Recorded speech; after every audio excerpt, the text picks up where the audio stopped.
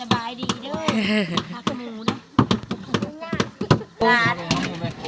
สิ้นหมูนี่นะโง่ยังไม่ทันได้เอามาอยู่พระเจ้ายังไม่ทันได้คุ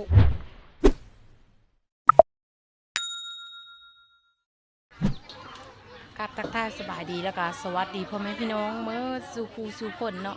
สบายดีพี่น้องอยู่ฝั่งไทยหรือว่าพี่น้องอยู่ฝั่งลาวรวมทั้งแม่พี่น้องที่อยู่ต่างประเทศที่ยังตามมากระส่งคลิปสอนขอทักทายสบายดียามเช้าเช้าเด้อพี่น้องยามเช้าเช้ามื้อนี้สอนกับบิได้พาพี่พาน้องไปหาอยู่หากินทั้งเลยเพราะว่ามืองานกับมาฮอดมาถึงแล้วพี่น้องหลังจากที่เมื่อวานนี้สอนไปเอาอันเบอร์ตองมื้อนี้กะห่อข้าวต้มกระเตบพี่น้องเอ้ยแล้วก็เฮ็ดน้ำกระปุ้นเฮ็ดหั่นเฮ็ดนี่เพราะว่ามื้อแรงก็สิได้จัดโต๊ะจัดตั้งเกี่ยมฮับบัตเซิร์นพี่น้องมื้อนี้เนี่ยเป็นวันที่26พี่น้องประกรรมอื่นที่เจ้าเจ็ดเป็นมัดแขนเนาะเพราะว่างั้นดองอันแถวส่วนเผ่าผู้ไทยเฮาน่ะจะมี2มือหนึ่งกับมืองั้นมือที่2กับมือกินหรือว่ามือมัดแขนแล้วพี่น้องเด้อผู้เลิกว่าก็มาซอยเวะซอยงานจะสอนเดี๋ยวสิได้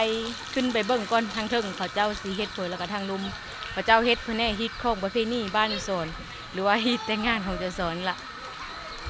มีFC บางคนก็ถามว่าเป็นยังคือมาแต่งตอนนี้เพราะว่าแล้วพ่อแม่น้องช่วงที่เอากันไม่ๆกับจะสอนกับมีเงินแล้วก็มียังมีท่านได้พร้อมสิแต่งก็เลยอยู่น้ำเดียวไปก่อนแล้วก็ยังมาแต่งน้ำหลังถือว่าบ้านจะสอนกันหลายคนแล้วพ่อแม่น้องเฮ็ดแบบนี้นะคืออันสาวๆหรือบ่าวสอนอธิบายไปอยู่คลิปเขาเจ้าลายฮิตของประเพณีบ้านจะสอนนะเดี๋ยวสอนจะได้ไปหาฮิตท่านให้ดีนำเขาเจ้าก็เนาะก็จะสอนไปสอนต้องขอกำมกับใจ FC ท่านที่เข้ามาตามและเป็นกำลังใจเพื่อสอนเลยที่เข้ามาใหม่ก็ลืมกดไลค์กดแชร์กดตามกำลังใจเพื่อสอนเพื่อนมีแห้งเฮ็ดคลิปใหม่ต่อไปในเด้อพี่น้องเดี๋ยวไปเลาะเบิ่งบรรยากาศก่อนว่าเขาเจ้าเฮ็ดเพื่อแน่มื้อนี้นะวันนี้มาแปลกๆทุกคนหน้าแดงตาแดงทางเทิงพี่กะเขาเจ้าห่อกระต้มผู้เฒ่าผู้แก่ห่อกระต้มทุกคนเลยเบอร์ตองที่เอามานี่เครื่องสมาปูสมาหยาปลาลายเนี่ยมีครบซุดทางหมอนเฮ้นี่อันนี้ดอกไม้ดอกฮักดอกฮักเป็นลายกันดอกห่อกระต้มแบบนี้เลยทุกคนนะนี่ห่อกระต้มขนมเสื้อผ้าขวัญนี่เข้ากันเอามาซอยนั่นนี่ห่อเสื้อหน่วยโทไว้นั่นหน่วยโททำอ้าวอยู่กระต้มจะผูกได้ยังไงนะบอกถึงเพื่อนเราขายแล้วกับมิดนี่เฉยทำไมมีทุ่มนั่นแหละบอกอีโลแล้วมันเอาขายไม่หรอกให้ว่าดูแล้วดูกับนั่นเลยนะเดี๋ยวขึ้นไปมันมีได้มือกระดับโดนแล้วขายเอ็นมันแห้งโอ้แห้งคางนึงนั่นเห็นว่าเขามีผู้จะจุดตาเต็นผู้ใดยังมีบอกคุณลูกเช้าเจ๊มีเป็นผู้ไงเด็กใจผู้เจ้านาอยู่จะลาเพื่อหาไปเอาผู้เดียวเนี่ยเขามาชมไม่ใช่เขาสั่งมันให้เอาตัวเองมันแตะตัวน้อยมันมีเห็นนะมันมีพิซซ่านักโมเขาไปเก็บมีโชว์ไปโต๊ะเพิ่มทางนอกวิกะเขาพาเดี๋ยวห่อกระต้มแซ่บๆอยู่ข้างในก็ห่อข้างนอกก็ห่อหลายๆทุกคนห่อไว้กินเห็ดข้าวหวานนี่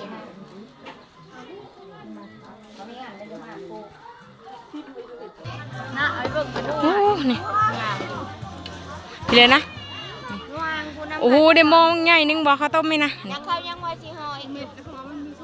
มีซุปห่อมือเสาร์นี่ทุกคนเลยได้มอหย่อมบางใหญ่นึงอันนี้สิเห็ดน้ำกระปุ้นอันนี้นะข้าวต้มน้ำเสียน้ำกระปุ้นอันนี้บอกเพื่อเห็ดน้ำกระปุ้นนะพวกนี้บอกนี่ปลาสิเห็ดน้ำกระปุ้นทุกคนเลยมือใหม่บอกเป็นมือใหม่แห้งแซ่บพอจักเห็ดน้ำกระปุ้นต้มน้ำกระปุ้นมันฮ้อนยังเอาปลาลงทุกคนพักจะสอนก็ก้นมาเรียบร้อยเลยทุกคนเลยก้นนานนึงว่าใส่ล่ำบางหอมเด้บางหอมผลลงมาเอามอนเลยบางหอมนะตุ๊ งามอะไรเอามาหนานนึงได้ได้เลยหนานนึงทุกคนเลยเปิดตู้เปิดเทคละตอนนี้ก็เริ่มค้ำแล้วผ้าเดียวนึ่งข้าวทุกคนเลยน้ำกระปุ้นก็ยังไม่ทันได้แล้วอยู่ในหน้าผ้าเดียวยังอันนี้มันฮอนเสียงยังมีเสียงรบกวนนิดนึงทุกคนเลยป้าวันนี้โคตรการเลยทุกคนเลยไม่ได้มืออยู่แทบจะไม่ได้มืออยู่นะหน้าเหลืองหมดละเวะงานเจ้าของนะทำเลยทุกคนโต๊ะเต็มกลางแล้วเป็นที่เรียบร้อยละเสานิ่มเม็ดวันนี้คอยกับเสานิ่มนาการทุกคนได้หากันมาประตูงบน้อยต้องเฮ็ดแบบนี้ทุกคนเลยต้องสาดเอาเพราะว่ามีเงินเด้เฮ็ดตามเงินบ่พอไอ้ล่ะตามงบเฮ็ดตามงบน้อยเด้ประตูทางเฮาบ่ทับแค่บ่ใส่การเผาใช่ไหมไปซิยืมเนี่ยเงินนะอันนี้แบบธรรมชาติเด้ธรรมชาติเฮ็ดเอาเองประหยัดครบเงินน้อยทางนี้ก็โคโง่ทุกคนเลยมีโง่น้ำแล้วก็มีหมูน้ำที่อันสดลมวันนี้ว่าคนมันหลายอันต้มเครื่องท้องโง่ไว้นะอันนี้เครื่องท้องโง่ทุกคนพี่เต้หมู2 ตัวนั่นล้มมดยังตัวนึงมีทั้งหมูมีทั้งโง่ทุกคนเลยหมูตัวนึงโง่ตัวนึงทางนี้สุ่มเคยบ่ข้าวกับพี่เลยมาเพย์บ่มาเพย์ประกอบข้าวเผอจองบ้งมาเพย์โง่กินแต่นั้นเอากินแต่ซีนเอาปลาโตโง่บ่นี่นะโง่หรือหมู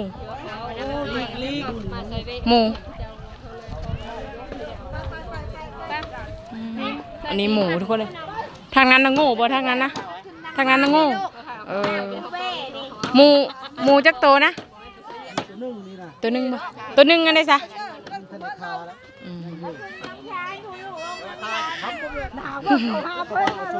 ทางนี้ก็โคโง่ทุกคนเลยทางนั้นโคหมูใน2 ตัวแต่เขาเจ้าล้มตัวนึงอย่างตัวนึง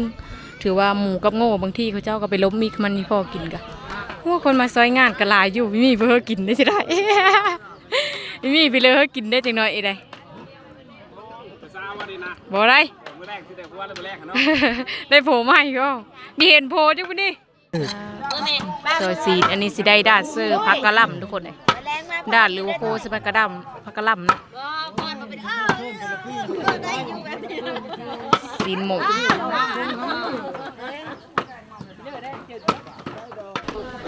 อันนี้ซีนโง่บ่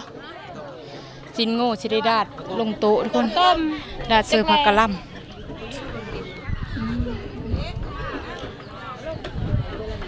ซีนโง่หมูยังไม่ซอยแล้วเสร็จแล้วตัวโง่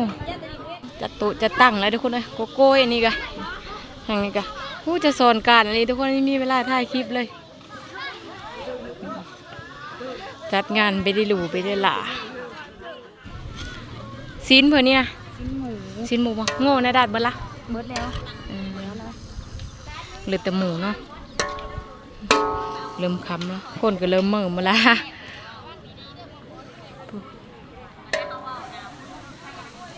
โกโก้ก็อ้อลูกพร้อมโคซีนหมูบ่อยนะไปอาบน้ำแล้วก็จะไปแต่งตัวละนี่เขาจะมาซอยหลายคนเอาไปผ้าเดียวแพ็กซีนลงโต๊ะลงตั้งกระปุ้นกับเจ้าใหญ่แล้วนะทางพวก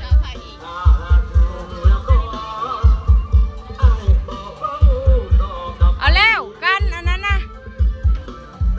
ตัดภาพไปนี่ฮอดกันขึ้นทุกคนเลยว่านั่งไลฟ์แกคนยังไม่ทันได้มาหาก็แต่งตัวแล้วตอนนี้ก็คำเลยทุกคนเลยกระสอนก็หาก็แต่งตัวแล้วคำแล้วก็มืดแห้ง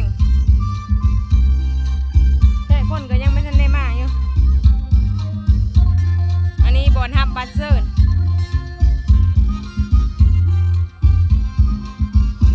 เนี่ยกิน จะสดอันนี้ข้าวปุ้นอันนี้ขนมก้อยหนัง น้ำเบาพุ่นแล้วก็ไอ้ เออ ขอมาเพลง บีเขาหับแค่อันนี้โอ้โหเทมัน ประหลัดแขกประธานที่ จะเบาหากเห็นหน้าเห็นตา ยินดีต้อนรับบ้านกันลาบ้านตะป้า หากว่าจะบ้าบ่ตั้งแต่เช้านี่ไม่เห็นเลย ในวันทางการบัตรเป็นสิทธิ์เป็นกระเทียมของเรา ซอยเบรค่อยบอกวันนี้นะนะอุ้ยอีพ่อ2,000กีบหนึ่ง มาฮอดแต่ก็ได้ขึ้นไปกับคนที่เพื่อน สบายดีหัวหน้าสบายดีสบายดีได้มีแล้วได้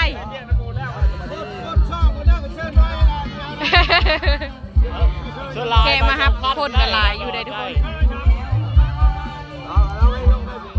ใส่ยุกทรงชงก็ใส่เขินมันคืองามเหนือเกิน พวกเนี่ยกูพอนะพวกเนี่ยกูพอนะ เบิ่งเจ้าคือสิสวยสลายผู้ชายคนนั้นเป็นไผเขาคือเฮ็ดให้น้องมีน้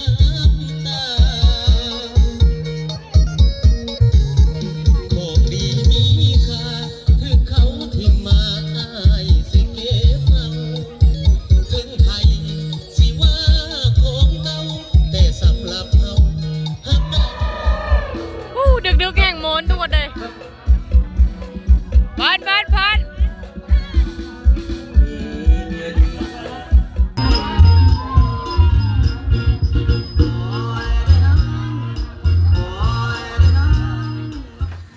อาทักทายสบายดียามเช้าอีกเท่านึงพ่อพี่น้องเอ้ยตอนนี้ก็เช้าได้เมื่อคืนนึงก็ปิดตู้พ่อพี่น้องเอ้ยก็เลยไปได้ถ่ายหลายนะคลิปแล้วก็เมื่อวานนี่ก็เวะงานหลายพร้อมมื้อนี้ก็สิถ่ายต่อเดียวกับเมื่อวานนี้พ่อพี่น้องเอ็ดคลิปเดียวเลยนะเพราะว่ามื้อนี้สิเป็นมื้อกินหรือว่า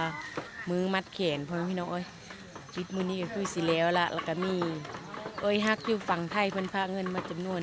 1,000 บาทอันมามัดแขนในสอนกะสอนต้องขอบุญขอบคุณเพิ่นหลายๆเด้อขอเพิ่นอยู่ดีมีแห้งกะ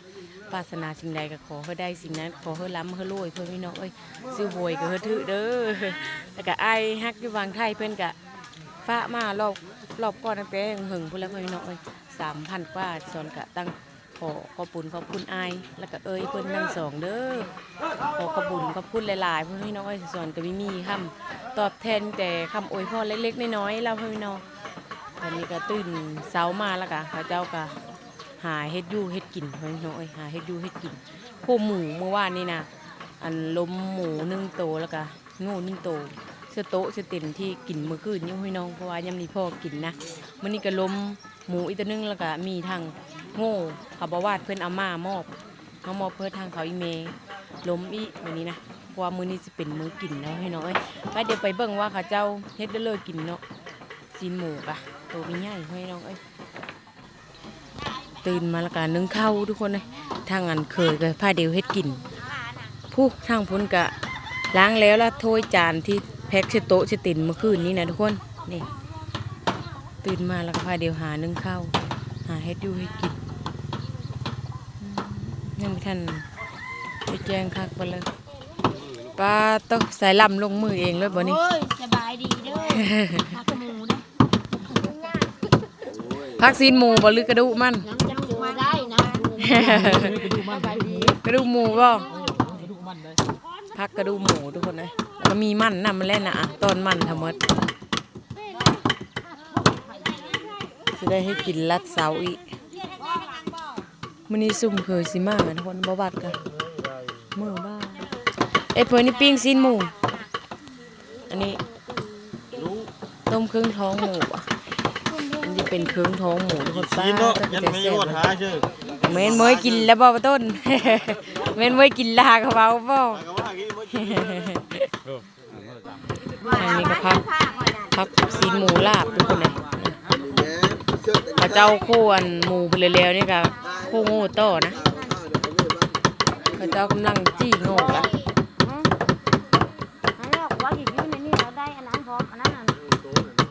ยังมืดอยู่ทุกคนแต่เว้นยังไม่ทันได้ขึ้นนะยังแต่เช้าแต่เซ่ สอนตื่นตั้งแต่ตี 2 ตี 3พี่น้องลูกมาล้างถ้วยล้างโต๊ะล้างติ่นนะ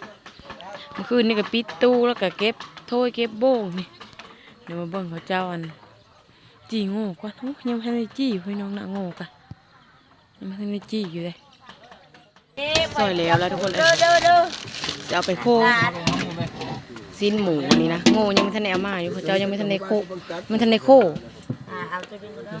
โคแตงหมูก่อนโคลา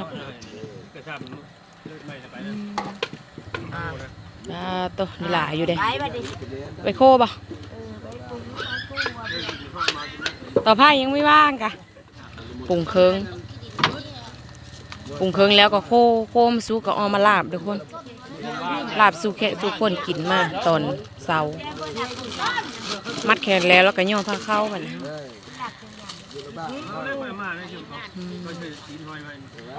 โบ่งเลยพี่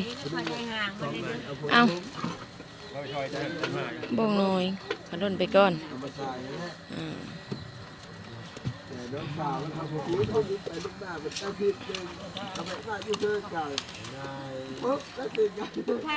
อันนี้กระดูกมันก็สิได้แกงเอาทุกคนเลย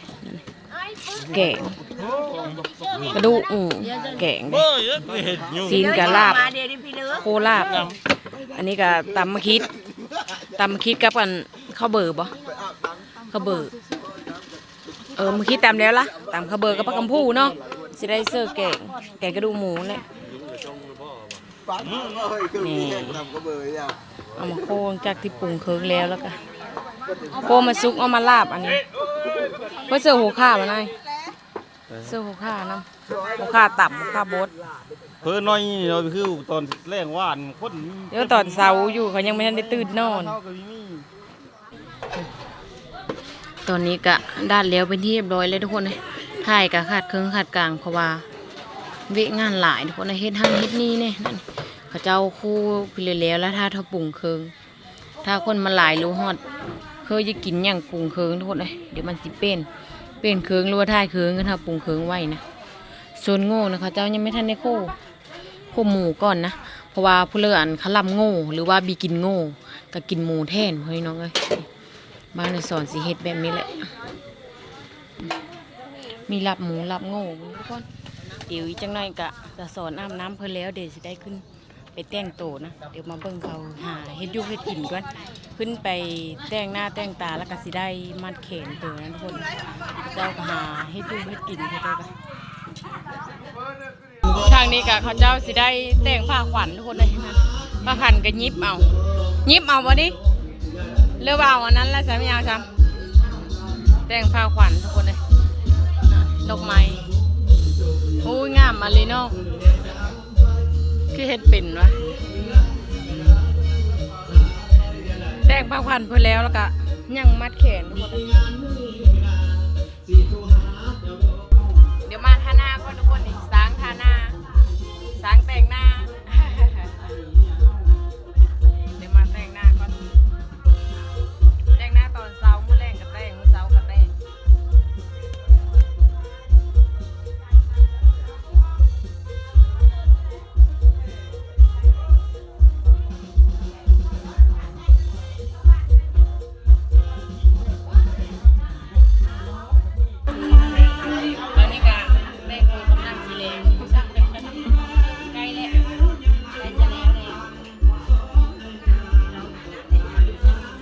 เป็นหมูน้ำนกมื้อนี้เนี่ยนอกจากมื้อนี้เป็นเพราะเวลามื้อนี้เป็นหมูจะก้อนกับคืนนี้เดี๋ยวมันเป็นไม่ล้ามบ่อยนะเป็นล้ามอ่ะเป็นล้ามเนาะกินถ้าผีหอม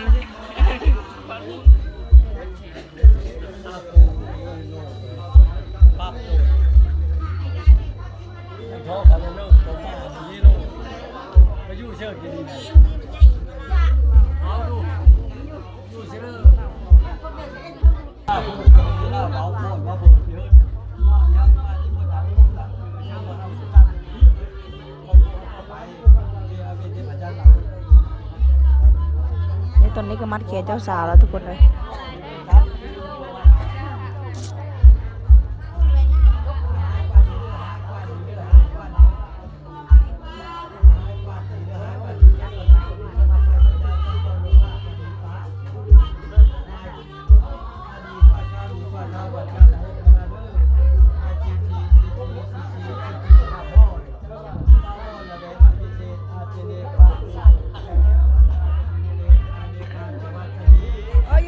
ป้ามวยอีบ้าป้ามวย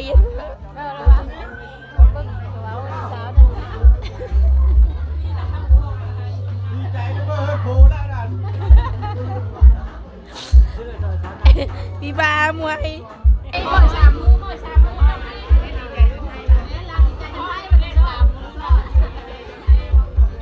เมื่อหอดเลยบ้าเลย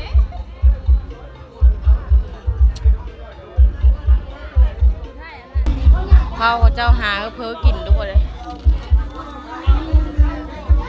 ข้าขวัญมีแต่เงิน อันนี้นะใบควายใบ2,000ทุกคน มีข้าวต้มนำนั้นถ้าจะเห็นเจ้านะนั่งลงกับเจ้าว้าวตุ๊กให้ระวังก็ได้ป้าเสแห่แม่เด็บเจอเปล่าอันนี้ไอ้ฝั่งไทยเป็นพระผู้ทุกคนเลยพระมานำในผ่านปลาซิว500ป่ะน่าจะ500 บาทนี่แหละถ้าแล้วก็เล่นลินไฮนะนี่ทุกคนไม่ได้ลงทุนมาก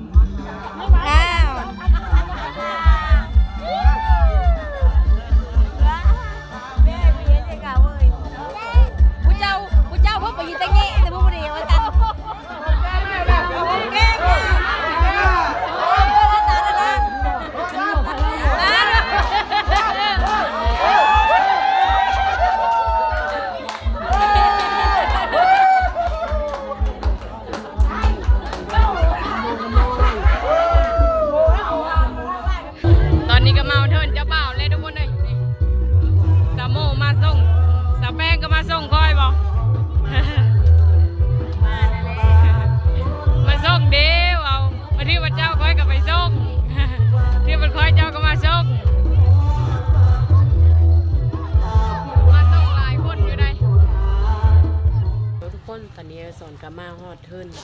อู้เพิ่นย้ายไปที่ร้อยละเขาเจ้ามาส่งทุกคนเลยเจ้ามาส่งหลายคนแต่เขาเจ้ามาส่งแล้วก็เขาเจ้าก็สิได้